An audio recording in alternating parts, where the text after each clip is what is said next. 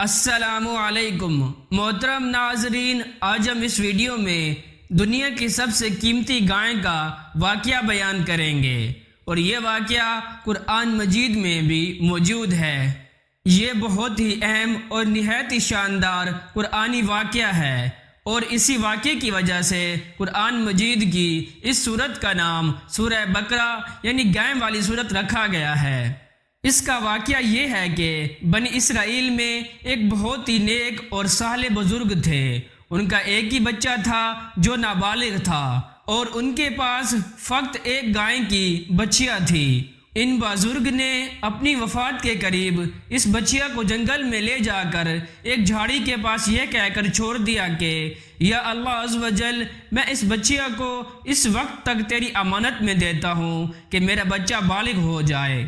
اس کے بعد ان بزرگ کی وفات ہو گئی، اور بچہ چند دنوں میں بڑی ہو کر درمیانی عمر کی ہو گئی، اور بچہ جوان ہو کر اپنی ماں کا بہت ہی فرما بردار اور انتہائی نیکوکار ہوا۔ اس نے اپنی رات کو 3 حصوں میں تقسیم کر رکھا تھا۔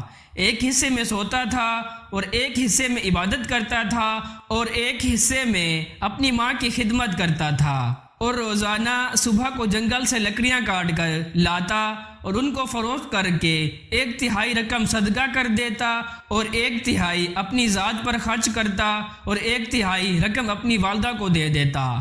ایک دن لڑکے کی ماں نے کہا کہ میرے پیارے بیٹے، تمہارے باپ نے میراث میں ایک بچیا چھوڑی تھی، جس کو انہوں نے فلاں جھاڑی کے پاس جنگل میں خدا عز و جل کی امانت میں سونپ دیا تھا۔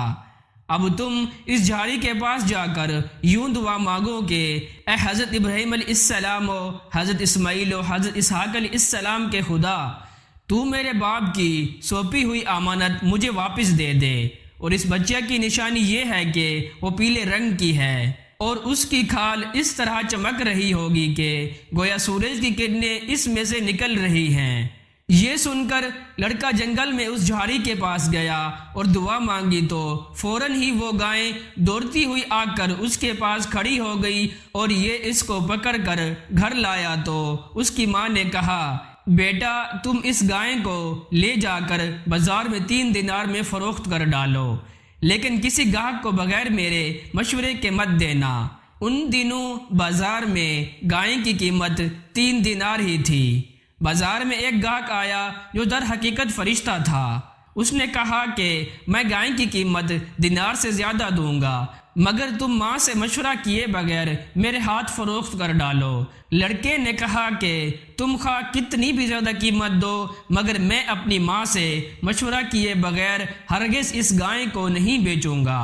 لڑکے نے ماں سے سارا ماجرا بیان کیا، تو ماں نے کہا کہ یہ گاہک شاید کوئی فرشتہ ہو، تو اے بیٹا تم اس سے مشورہ کرو کہ ہم اس گائے کو ابھی فروخت کریں یا نہ کریں۔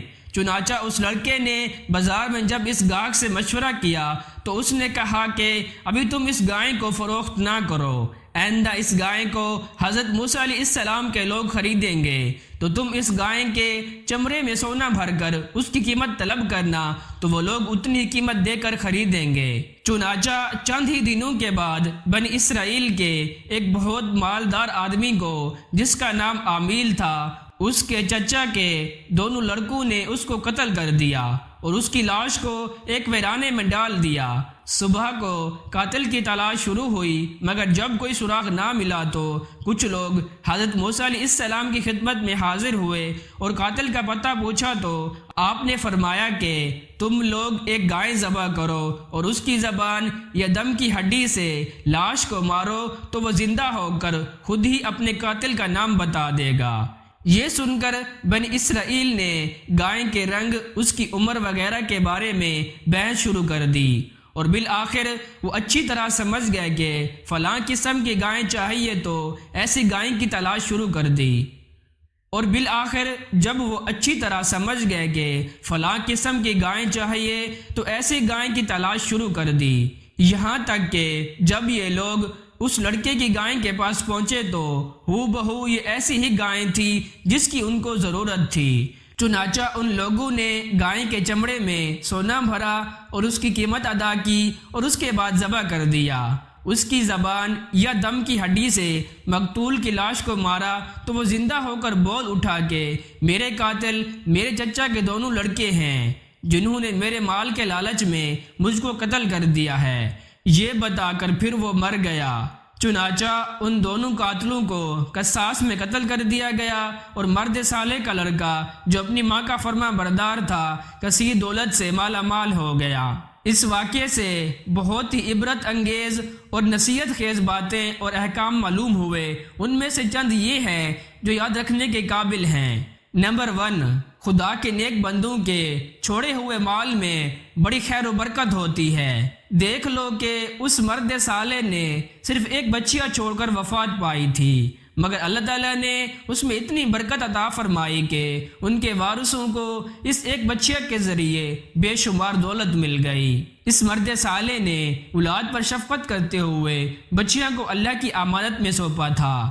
تو اس سے معلوم ہوا کہ اولاد پر شفقت کرنا اور اولاد کے لیے کچھ مال چھوڑ جانا یہ اللہ والوں کا طریقہ ہے۔